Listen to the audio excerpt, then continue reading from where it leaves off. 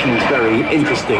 Of course, de Havilland had a great deal of experience building wooden airframes, the Mosquito most famously. And the structure of the Vampire is a mixture of wood and metal. The fuselage pod up front has a balsa wood core and layers of birch veneer inside and outside. The wings, the tail booms and the tail, meanwhile, are all metal. Now, the early Vampires were fairly simple day fighters, and they arrived in RAF service just too late to see action in World War II, unlike the Gloucester Meteor, which of course saw some limited frontline service.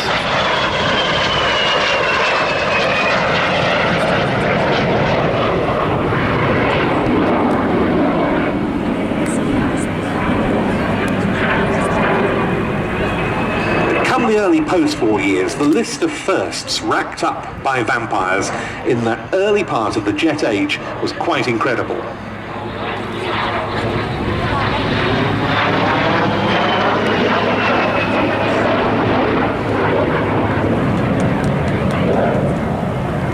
It was a Mark I Vampire that the late and renowned naval test pilot Captain Eric Brown made the first ever aircraft carrier landing and takeoff in a jet aeroplane. That was aboard HMS Ocean in early December 1945, and Vampires duly became the Royal Navy's first jets.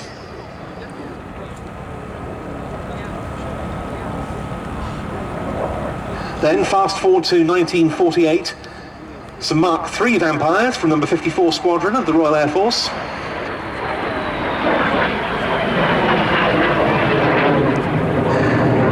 Notched up the remarkable feat of becoming the first jet aircraft ever to cross the Atlantic. Once they were in North America, they made a variety of very well-received air displays at events around the continent.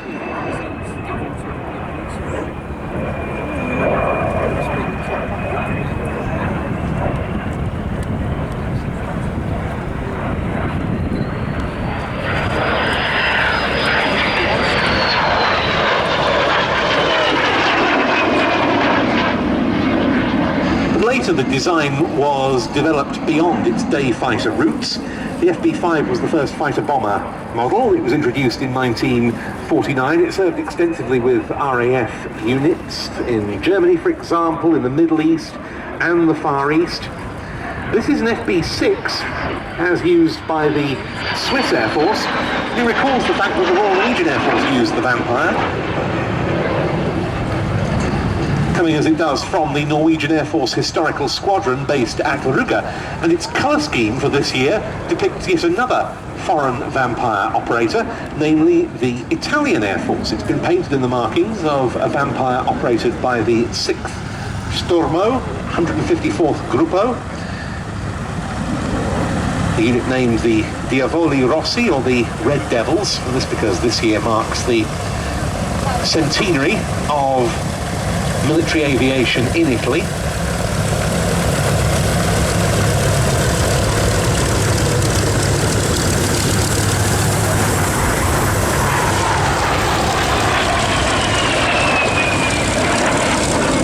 The Italians took on a small number of Vampires that were built direct from the UK, and then they produced 150 FB-52 fighter bombers under license by Fiat and Macchi.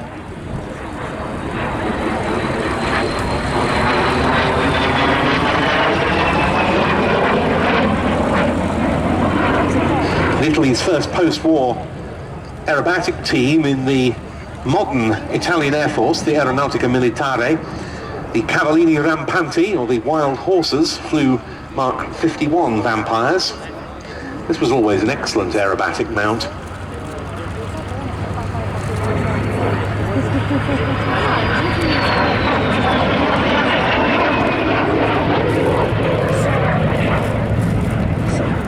Also a very effective trainer in its two-seat guise, the Vampire T-11 was the first jet on which newly fledged RAF pilots would gain their flying wings. It replaced the North American Harvard at the last stage of the flying training school syllabus.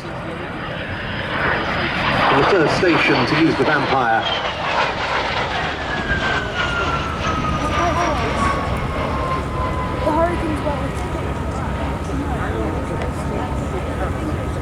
for that purpose, not a million miles away from here at RAF Oakington. 31 different nations at one time or another used Vampires. They were built under license in Italy, as I said, also in Australia and in France as the Sud-Est Mistral. As for the Norwegians, well, they had 62 of them in total. They used them for air defence, ground attack and advanced training. This is one of two on the strength of the Norwegian Air Force Historical Squadron, the other being the two-seat T-55, also an ex-Swiss Air Force aircraft, the Swiss having not retired their Vampires until the start of the 1990s. And they have been stalwart contributors, the Norwegian Air Force Historical Squadron, to the British Airshow circuit for over a decade now. We've often had the two-seater here as well.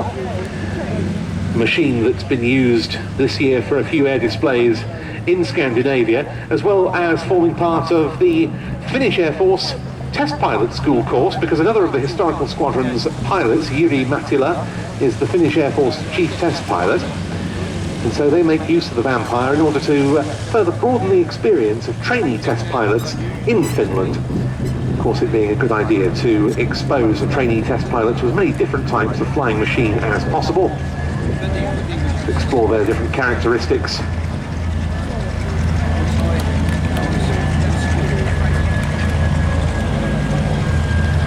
And the two-seat Norwegian-owned Vampire has been employed for that purpose on several occasions in recent years.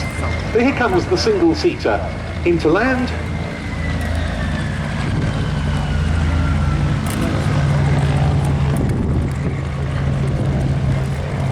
Demonstrated in his usual very elegant fashion by Martin Tesley, the Vampire FB6.